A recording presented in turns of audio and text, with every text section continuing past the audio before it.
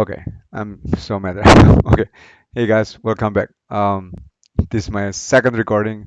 Okay, so I just want to share with you my thoughts about Fitbit as a company, and then versus the other company like Garmin. I think there's an opportunity here. This is part of the investment, investing kind of sharing to you guys. Please, this is not any investment advice. I just want to share this with you. Okay, so if you look at the Fitbit stock, right, it's about $6, $7, right? And then if you look at the company has been like from 2015, so it's been like about 4 years. And the company, it's all-time high. If you look at here, the chart is about $47, right? And then now it goes to like $6.70, which is about 80% drop. Yeah, 80% drop. So actually more than 80%, like 80 some 82 refund, something like that.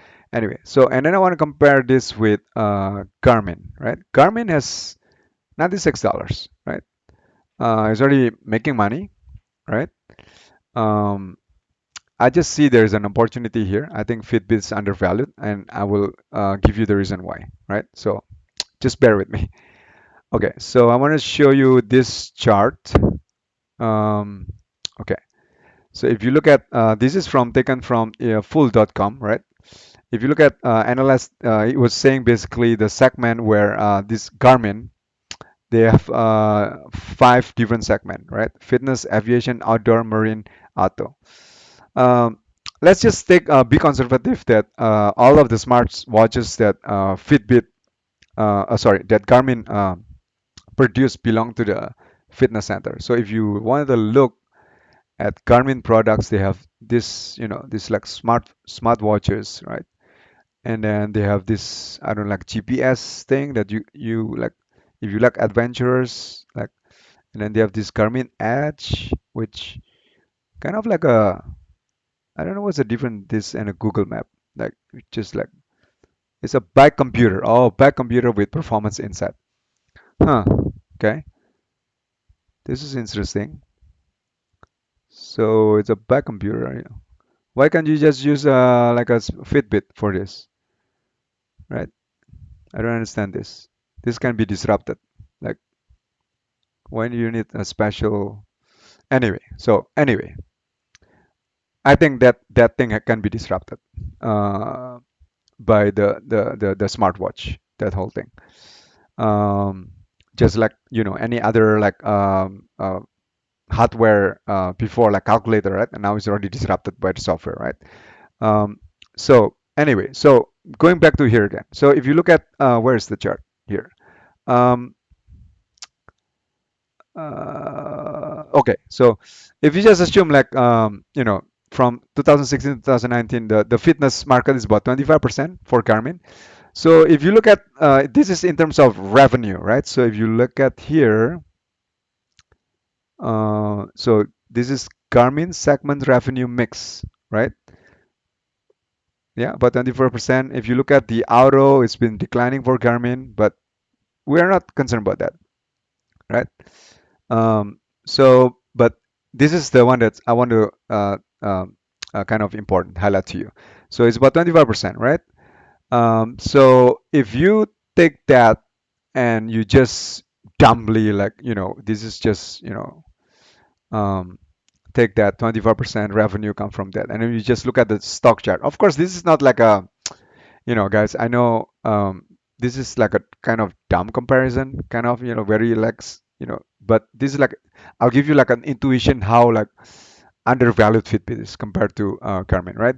So if you take a quarter of this, because, I want to like gauge like, because the fitness is about a quarter of the Garmin business, right?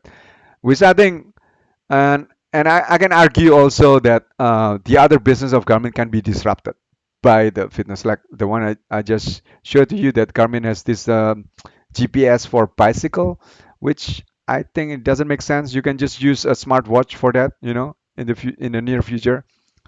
Um, but taking that aside, if you just roughly divide by four, which is about $24, $23, right? and you compare with the Fitbit stock, which is about $7, right? So you can see why there's like a, it seems there's a mismatch here, right? $6, and then the Garmin is like $24. Um, Although I'm not sure whether the Garmin smartwatch business is already making money. I'm not sure about that. But just forget about that aside. We just look at the revenue, and then we just stupidly like just using like a very straightforward method divided the stock value uh, by that revenue portion of the revenue. So we got Garmin about 24 and then Fitbit about 6. So there's a discrepancy, right? That's one. The other thing, the one I already mentioned that it's already been dropping about 80 something, 82, 85% from all-time high, right? The other thing, the one I want to point out is Fitbit just being acquired by Google recently, right? So you can see here on October, and then the stock just suddenly jumps about from 4 to like 6, so about to 7, so about what 20% kind of 20-25%, right? But which I think it's justifiable given Google reputation. Of course, we can again argue that Google also there are products that Google bought, for example, Motorola was it wasn't successful, and the Motorola bought by Google, and after a few years, Google resold that again, right? But I think this is more promising. Why? First, because I think Google is very dedicated to the healthcare industry. If you heard the recent news that big tech is trying to go into the healthcare, trying to disrupt this industry, because this healthcare is a big industry and has big problem, right? People can go bankrupt when they got sick here in the US, right? So that's why all of these big tech companies trying to solve this problem, right? Um, and then Google has a division like from 2015. It's called Verily, which is an research healthcare company. This is just one of them. I think they have one second. They have other like initiative in this uh, section, in this healthcare section. So they're serious about this. He's been thinking about this from 5 years ago, right? Um, and then the other thing, the one that I want to mention that Fitbit announced a few months ago that they are working with Singaporean government to basically, I think, to introduce their product and services to the market, right? And from what I understand, I used to live in Singapore for quite some time, for about 3-4 years. Um, so it says here, Fitbit targets 1 million new users with Singaporean government tie-up. So it's signed contract with Singaporean government to provide fitness tracker and services in a health program. It said could reach up to 1 million users. So just imagine the opportunity for this, right? 1 million users. Probably Fitbit is not gonna make a lot of money about this. Probably just make a little very small money.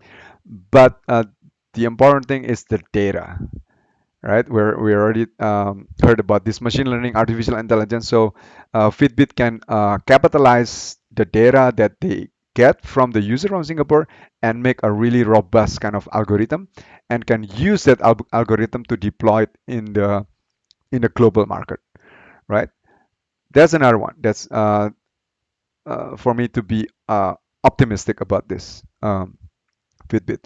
And if you look at also the players in this wearable, there are basically like what four kind of dominant players, which is Apple, Fitbit, Samsung, Garmin, right? And I argue between Fitbit and Garmin. I think Fitbit is a more stronger focus company because they're just focused in one product, which is a fitness tracker, while Garmin still like, because they come from a legacy background, they have this GPS software slash hardware company. They're still trying to, okay, where do should we go next? So they have this like a legacy baggage, so to speak, right? They are trying to gauge, okay, which way should they go, right? So in that way, they can be kind of distracted, right? but Fitbit is just more focused. And if you look at the market share, Fitbit is like number two, right? Close to Samsung. And if you look at Samsung, Samsung is also has is a, like a conglomerate company, right? It has many things. And of course, you can argue that Fitbit having bought by Google, now Google has so also many subdivision, right? It has many like businesses, but like the DNA of Fitbit is just focus on fitness tracker. So that's why I think it has more highly uh, uh, likelihood chance to be more successful in that field because they're just their genes is just focused on fitness tracking devices. So yeah, so that's all I want to share, and I see it seems there's a arbitrage. I would say arbitrage here, opportunity. Just looking at these two stocks, I haven't really analyzed between Apple and Fitbit. You know, the one that I want to analyze is like how much from revenue that Apple gets from the smartwatch business, and then use that. Let's say if it's 110, and I want to use that to discount also the stock price, just like the same approach I use for Garmin. But I'm just comparing Fitbit and Garmin, right? So um, I think there's a discrepancy here. Let me know about your thoughts. Again, this is not an investment advice. Please, if you want to invest, this is do your own research. I'm just sharing this with you, and I want to get your hopefully your feedback, right? But I'm kind of confident. Of course, there is a likelihood I'm wrong. I will fail if I buy, but I think I'm gonna get Fitbit stocks. All right. I'll see you next time. Ciao.